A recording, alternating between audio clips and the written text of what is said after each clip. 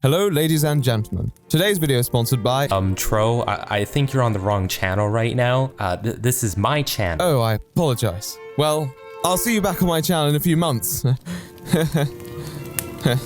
Alright, I don't know what he was on about, but anyways, this video does happen to have a sponsor, and that sponsor being Adam and Eve. I would recommend this to my more risque viewers, and if you do happen to be into this type of stuff, well, I recommend you use my code ZILE for 50% off and for free shipping. And not to mention, they also have a 90-day return policy and 24/7 customer support. 20% of all their profit goes to fight the spread of HIV around the world. So if I was to use a website for this type of stuff, I would 100% use Adam and Eve. Now, let's get into the video. OnlyFans has announced that they will be banning sexually explicit content on their platform starting in October. Now, OnlyFans continued to elaborate a bit further, saying creators will continue to be allowed to post content containing nudity as long as it's consistent with our acceptable use policy.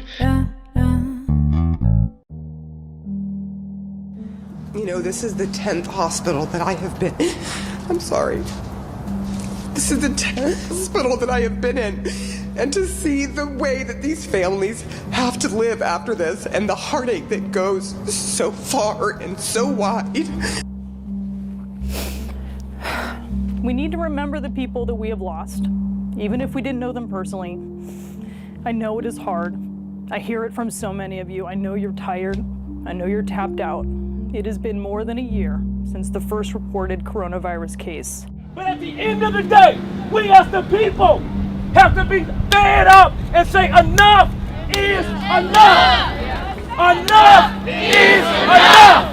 Enough is enough. With everyone locked inside, stuck with the inept thoughts of the world breaking down, we all needed an escape. Luckily, we had the internet. With things such as streaming services, gaming, and so many other things that the internet offers, for some that wasn't enough. Many other people wanted to do more to distract themselves. So instead of consuming content, some people decided to create it, myself included, as you could probably tell. Throughout the start of the pandemic, as the lockdown started to come into effect, there was a massive rise of engagement with a lot of social media. For better or for worse, this brought more popularity and attention to many creators on many platforms. I even got a good amount of attention throughout the lockdown that I was brought up in an article as the top creators you should subscribe to in 2021, which was a huge shock for me. I never expected that to happen, so thank you to the insider journalist who wrote that article. I am truly flattered. Nonetheless though, with all these platforms growing in size, there'd be more than just your typical streaming services gaining a boost in engagement as well, that being pornography. With sites like Pornhub, Chatterbait, and of course, OnlyFans. I mean, with a lot of free time on so many people's hands, with all the stress in the world, people needed a release. That made me a little uncomfortable to write down in a script so casual-like. Anyhow, just like on YouTube and many of the other mainstream media sites, pornographic content creators were also subject to massive growth and engagements with their content. A very notable creator such as Project Melody being a prime example. This individual had decided to go with a not-so-usual route and used a 3D model instead of their physical self as a means to produce their streams on Chatterbait, make their videos on YouTube, and so on. While the idea of using a virtual character to create sexual content isn't new, Melody was for sure a big helping hand into helping normalize the idea of this type of content. Whether you like it or not, all those wholesome VTubers and the whole explosion of the VTuber genre was because a lot of people took interest in Melody's style. Then other people took interest in those people's style. At the end of the day, what I'm saying is that art inspires art, which pornography has always had its influences, and to discuss that, I have my friend Lanooski. Woohoo boy, look out. The Nooski's here, talking about pornography. Pornography. Pornography. Pornography. Progonafree. Lanooski, stop rambling. Do your segment. Yeah, of course. Sorry, fam. Problem with pornography basically is this. No one knows what it is. Other than that, we got a real good grasp on the situation. You can't walk through an art gallery without seeing a naked lady. You can't watch a music video without some dolls in the background. You can't look at old ad illustrations without some hot mama being the focal point of the product being sold. In fact, as I was writing this out, I was listening to some old-time rock and roll, and the packaging for that album is thirsty. in a way that only that era could be. Throughout all of recorded human history, sex and the arts have always been in close proximity to each other. One might even call them bedfellows. Heyo! Between the voluptuous portraits of revered painters, Michelangelo's Baby Dick David, and the various forms of exotic dance and burlesque that the tax-paying, God-fearing citizens of the world have frequented for centuries, society's always had a space carved out for the scandalous and the X-rated. And yet it's always been in a form that most honest and consistent people would concede is art. Low art at times, but art nonetheless. And let me just say before I go any further, even low art can be really enjoyable. Soap operas, bubblegum pop music, professional wrestling, some shonen anime about fighting aliens or some dumb shit that's animated beautifully and makes you cry like a little bitch when you watch it.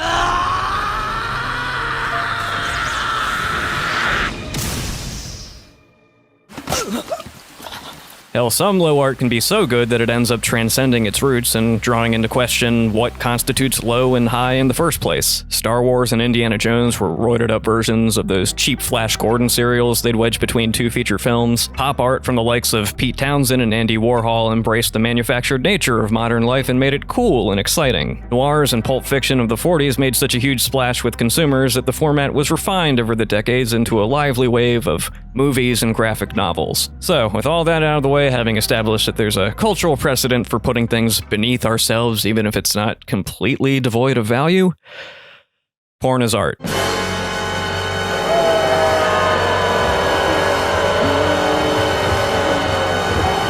Like, objectively. In every conceivable way that it's produced, it's identical to their mainstream, politically correct counterparts. Photo shoots, 1-to-1. Only difference, coitus. Titty bars and strip clubs, a lot of overlap there that doesn't really need explaining, especially to those grown-up adults in the audience who put Vegas on such a pedestal when it comes to bachelor party antics. Film production, well, lights, camera, action. It's just at the end of my opus, instead of going out with a bang, it goes out with a bang!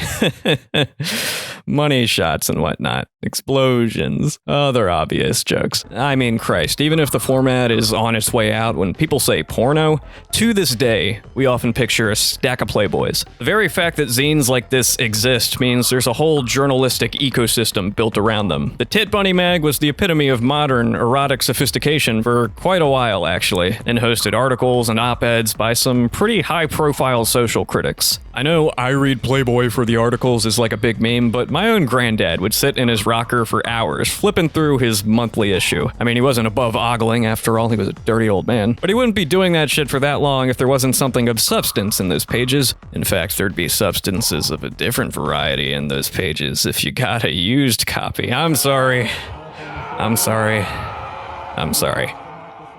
No, I'm not. It is really fascinating, though, because that first chain of work that I rattled off is so baked into the public consciousness, where sex is a selling point, or at the very least is used as a hook for a corporate product, which itself ends up being perfectly okay to sell and consume in that fashion. It's not till you trim that fat away, when the sex itself is the product, that it all becomes a question of moral philosophy to the broader public, which is strange, since when you really dig into the history of porn, you find that its role in the advancement of mass media is second to none. It's pretty common knowledge that the home video market and even early internet developments owe much of their initial kick to the adult video market, which makes sense. It's such a shameful product that everybody consumes. And going out to a porno theater, which tons of people did, was so embarrassing that it called for an alternative that increased people's ability to get off something that everybody does in private.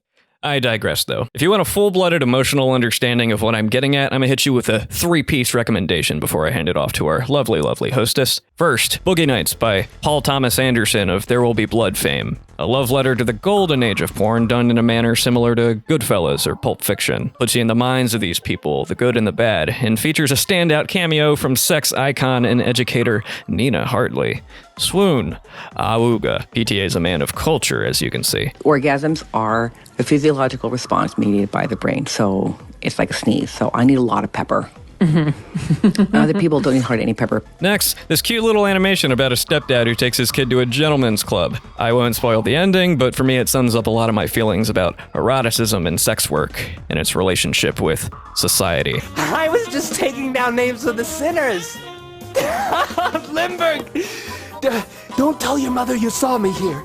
She just wouldn't understand. Lastly, Holly Randall Unfiltered, a podcast by an acclaimed second-generation pornographer. There are so many interviews on here featuring actors, cam performers, producers, and psychologists even, because sex is such a tricky, dicky thing to wrap your mind around, to truly discuss in a genuine and full-hearted way. And in my opinion, the show does all of that exceedingly well. I realize that I'm in a powerful position in a way, like having this platform. I have a large social media platform, winning Female Forum of the Year. I have a responsibility to use my platform to make the world better, even if it's just the small adult community. You'll go in feeling away, no doubt, because, I know that girl, this'll be fucking naughty. Then you walk away realizing that they're literally just fucking human beings with their own lives, hobbies, and ambitions.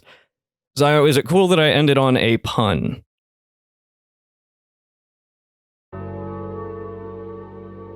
Content creation is an interesting thing that can take form in so many different ways. Music, video essays, political commentary, live streaming, and to be more highlighted, sex work. Though of course you can't post sexual content on just any site. You can't really go onto YouTube and post a video of you dangling your doodle. That's where places such as Pornhub and OnlyFans take place. Of course though, both these sites and many of the other websites hold controversy. A lot of it has to do with policies and as well as the industry as a whole. The OnlyFans, when it was first created, seemed to be an escape from a lot of the hassle these other sites tended to come along with, allowing this to be a more independent place and a safer environment for people who wanted to partake in such activities. OnlyFans has done so much for sex workers that even the New York Times even wrote an article elaborating on the impact they've had back in 2019. When OnlyFans started in 2016, Miss Hardwood was one of just 10 models who sought subscribers. She didn't think much would come of it initially. Her earnings for the first month were only $257. Then the site added features enabling models to create custom content. Miss Harwood got inventive. She introduced theme days like Mistress Mondays and Dare Danny Tuesdays, when men would bid to watch her drive around town in her underwear and order a pizza to her home, whereupon she would answer the door naked. Hi, this is like future editing, Zio. I feel like I should clarify this.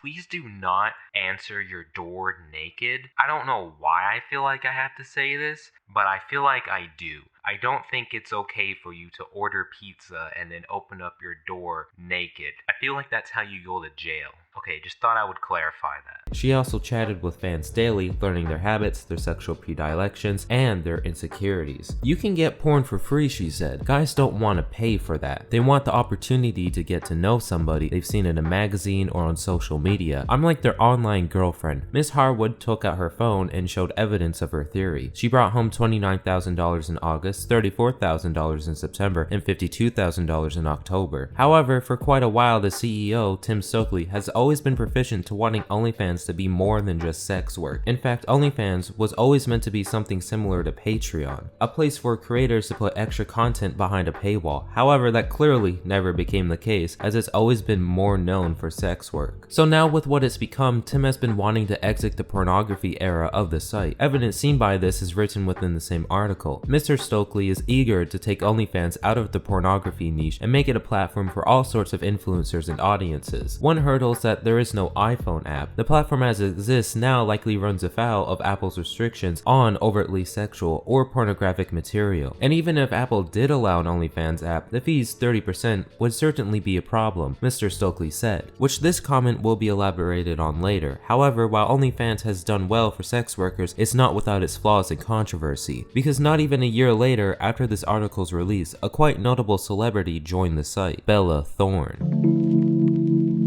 Bella Thorne was most known for her role as a Disney star, as she had one of her larger roles on the show Shake It Up, and as well Wizards of Waverly Place. Ever since, she's built her way up through the industry and has gotten herself to play larger roles in larger films. She has become quite a celebrity, and such a reason came as a surprise to many people when she decided to make an OnlyFans back in 2020, and in less than a day made more than $1 million after she had first announced her OnlyFans in this clip here.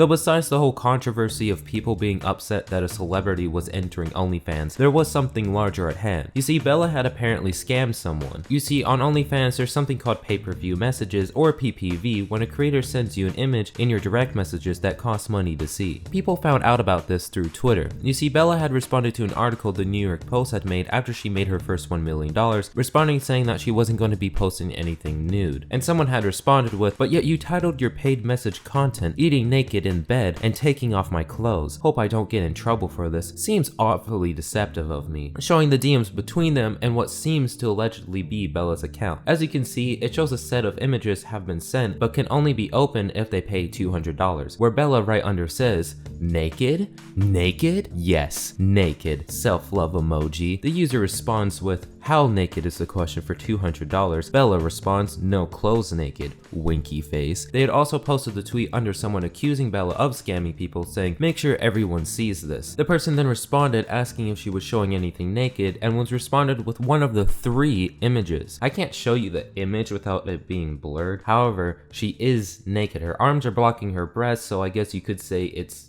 not naked, but she's naked. I'll be totally honest with you. When doing research on this part, I've seen a lot of information go around that's inconsistent with other parts. For example, when I first came across this, a lot of people were saying she scammed people by charging $200 for nudes, but gave them photos of her in lingerie instead. However, I haven't been able to find any proof of that part. I've read a lot of articles and have been through a ton of threads, and they all reference back to this one response as proof that she scammed people. However, there's no lingerie, so I have no idea where that came from. The person who showed the DMs as well showed an account similar to Bella's. Her profile picture at the time was an empty profile picture. However, the T in the DMs compared to the T on her actual profile don't match. One is lowercase and the other is uppercase. I went through a lot of archives and the only reference I could find of her account was this one. Maybe before the T in her name was the lowercase. And with the photo, the watermark gets cut off. This is a video tutorial from March of 2020 on how to put the built-in watermark feature on your content with an OnlyFans. So a month before Bella Thorne's arrival. Is DMCA protected and you do maintain all ownership rights to your content.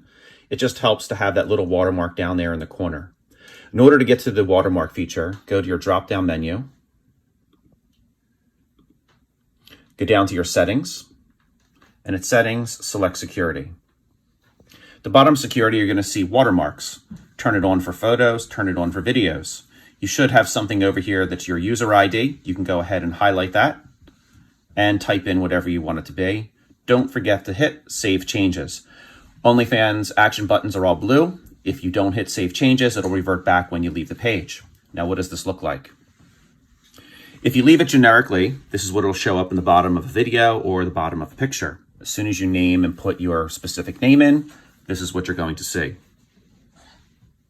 The lettering is much more spaced. The Y in the image here is also cut off more than it needs to be. The other odd thing, when she asked to see the images, there was only one photo shown out of the 3 others. That confuses me a bit, because shouldn't all 3 be shown to fully prove it was a scam? Because what if the other 2 photos obtained a nude photo as promised? Reminder as well, when reading all these articles and watching a bunch of people cover this on their own, this is what's referenced. The weird thing as well, this is the only person who has some level of proof, but the proof shown is suspicious. I see all these people saying tons of people were scammed and had to be paid back, but this is the only person I see that's claiming to be scammed and showing some level of evidence. There were a few people who also had these suspicions and even responded to the person with the apparent proof. In response, they said Bella has had the account for a while and was keeping it on the down low. So that may explain the lowercase t and that she could have switched it when she was more public about it. It was also even more weird because how did this person subscribe to Bella when she was supposedly on the down low before her account was even supposed to go public? They're claiming they randomly came across or searched for Bella's OnlyFans before she announced it publicly. And when Bella then announces her OnlyFans, the individual also just now decides to tell people that they were scammed? Why not sooner? I also don't know where this photo is from. I've tried to do a reverse image search but found nothing. So maybe just maybe, I am crazy, and there's nothing suspicious about this at all. OnlyFans not too soon after then started to bring out a new policy where there would be a specific cap of around $50 for pay-per-view messages, and they lengthened the time that a creator could do a payout. However, Bella then apologized. She never mentioned anything about scamming people, just that she wanted to bring more attention to the site and that she was going to talk to OnlyFans about the new policy. Hi, this is Future Editing Zyle. Once again, this is the last time, I promise.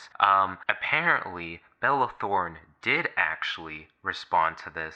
In a news article, it said that she denied these allegations and said that these messages were falsified. So, you can take that however you want. Okay, back to the video. Sorry for intruding. I would also like to point out though, in response to a lot of this, despite Bella's response, she did also go onto Instagram and more or less say that she was the first to make an OnlyFans. I assume she means in regards to celebrity status. But then she followed up with saying, legit, everyone in my newsfeed following in my footsteps, but when I was getting heat, y'all were scared. Though Bella, despite my confusion with the overall situation, you were getting heat because you scanned people. I don't think you really have room to be taking the moral high ground as a response to seeing other celebrities join OnlyFans. I'm also a bit disappointed in seeing this because in your main response you said that you wanted to bring more attention to the website, yet now you're upset after more people of similar status to you are joining OnlyFans, which is without a doubt bringing more attention to the website. And isn't that what you wanted in the first place? Now, while I am heavily confused with the $200 scam, Bella did land herself in another controversy not even a month later. You see, on OnlyFans, some people will pay other creators with a larger platform to promote them, and Bella was doing this. However, a lot of people who paid to be promoted were told she was no longer doing the promos anymore. From the looks of how she was doing this, the creators would simply just pay for a subscription from her and then ask for the promo. Then she would tell them that she isn't doing the promotions anymore. Maybe this was a lack of communication on her part. She should have for sure stated that she wasn't going to be doing these promotions anymore publicly, so people didn't waste their time paying for a subscription. Alas, this wasn't even the worst of the controversies to come to OnlyFans. There's one that can't be topped. As we all know at this point, the CEO has talked about wanting to move OnlyFans away from pornography. This sadly isn't new, though they almost went through with it. In August of 2021, it was announced by OnlyFans that there was going to be a change in policy to ban all sexually explicit content by October 1st. They alluded that you could still post nude photos as long as it stayed within their guidelines, which is an odd thing in itself because how do you defer a nude photo that's within your guidelines and a nude photo that's not? Later, when the terms of service were shown, it read, It seems no one actually read the acceptable use policy but me, so I want to share that with you now. Keep in mind this has changed, but when they announced porn would be banned, this is what they had in their policy. According to the new acceptable use terms, users would no longer be allowed to upload, post, or display content on OnlyFans that shows or promotes, advertises, or refers to sexually explicit conduct, which means no actual or simulated sexual intercourse, including genital to genital, oral to genital, anal to genital, or oral anal between persons of any sex. No actual or simulated masturbation, any exhibition of the anus or genitals of any person which is extreme or offensive, or any actual or simulated material depicting bodily fluids commonly secreted during sex. So they were banning porn. They were banning 99% of what was on the website. I think most people can already come to the conclusion that this decision is incredibly bad. If you're a website that's become known for sexual content and then you remove the sexual content, you will most likely lose your demographic audience. And of course, a lot of people on OnlyFans were upset. I mean, I would be too. OnlyFans' later reasoning for this was due to the banks and payment providers pressuring them and not being able to get enough funding from investors. The reason for payment providers and banks doing this is a mixture of things, one being chargebacks, which is best explained by Devin Nash. And let's go into the basics here. Payment processors separate based on A, is it adult content, or B, is it not? Why do they do this? Well, because the risk factor of processing payments in adult content is way higher than not adult content. Well, why is that the case? Well, because you can imagine if somebody puts an OnlyFans subscription on their credit card and then their wife is like, what's that? They're gonna be like, what? I have no idea. So strange that appeared there. That's fraud, I say. I will charge that back right away, honey. That is not something that I paid for, right? So the rate of chargebacks in the adult industry is super high, and chargebacks suck. Take it from me. We here at Novo Agency run a merchandising division where we do merchandise for influencers. It costs us about 30 or 40 bucks per chargeback. If somebody charges back something, that's just to resolve the issue. The average business will charge back about 0.8 to 0. At a maximum to, and that's like super shady businesses, and 0. to 0.5 lower end. But for adult payments, at least 1% get charged back, which is a huge percentage. 1 in every 100 payments is, but it's not that easy. There's a bigger problem, which is that these particular types of chargebacks that are in the high risk category can go into arbitration, and then it can cost up to $250 to $300 to resolve that single chargeback. There's a lot of complications with these sorts of things, and it's never usually just one thing, as another reason for this is simply because more adult content isn't something a lot of companies and banks like to associate with, which is another thing Devin mentions within their video. However, there's other factors to this as well, as with a lot of pornography sites, there's a trivial manner with exploitation, and a lot of articles and statements have been pushed out regarding OnlyFans getting in trouble for showing explicit imagery with underage people. In fact, a few people within Congress have requested an investigation go towards OnlyFans. In response, they came out with a transparency report which they disclosed in early July. I think a lot of this boils down to a few reasons as to why these terms of services were being pushed. A larger portion from the banks and so on were pushing against this because of chargeback issues, the recent concerns of underage material, and partially because a lot of businesses and banks don't want to associate with adult content. However, with all the backlash and, well, the known outcome of this choice, OnlyFans posted a response. They decided to no longer go through with this and secured the assurances needed, which was surprisingly fast given that they couldn't find anyone before they wanted to make these changes. Maybe OnlyFans always had a plan too and wanted to see if they could go along with these changes, which is something that a lot of people speculated. This is because the CEO has mentioned numerous times of wanting to move past pornographic content. They've even announced a separate platform known as OFTV, which is a platform that's dedicated to more mainstream content. And on OnlyFans' Twitter, they'd rarely ever pay notice to sex workers. Most of the time when they promote creators on their Twitter, it'd always be someone doing something more mainstream. Despite these changes being reverted, however, a lot of creators felt unwanted and not cared about. I'm not gonna sit here and pretend that I know much about owning a business or a company, but with situations like this, you have to take note of how your company was built in the first place. I have a strong belief that you should take care of the people who put the money into your pockets, which is what these content creators did. They put money into the pockets of those who were up top. There were clearly other alternatives given by how quickly they found one, but they didn't care enough to find one until they felt pressured to. The internet hasn't always been the best place. I think most people are willing to say the internet is toxic. However, I'd be a fool to say I'm not grateful for its existence. There is a lot of good the internet has given us. For me, a platform, a voice. This channel is pretty personal to me for more reasons than any of you could possibly understand. It's been an escape from everything. It was my escape during 2020. So seeing the possibility that so many people would be forced off a platform for doing the very things that that platform promoted was upsetting to see. I don't often promote myself, so I don't expect the majority of you to even know I have a Twitter. But if you've been following me on there, you would know after my Nikki Tutorials video, my channel got hacked. Someone had gained access to the email which my channel was connected to. What were they planning to do with it? I'm honestly not sure. This did, however, put a lot of things into realization for me, one being how much I care about what I have and how lucky I am to have it. Even if I'm not the biggest or make the greatest of content, I am lucky for what I have.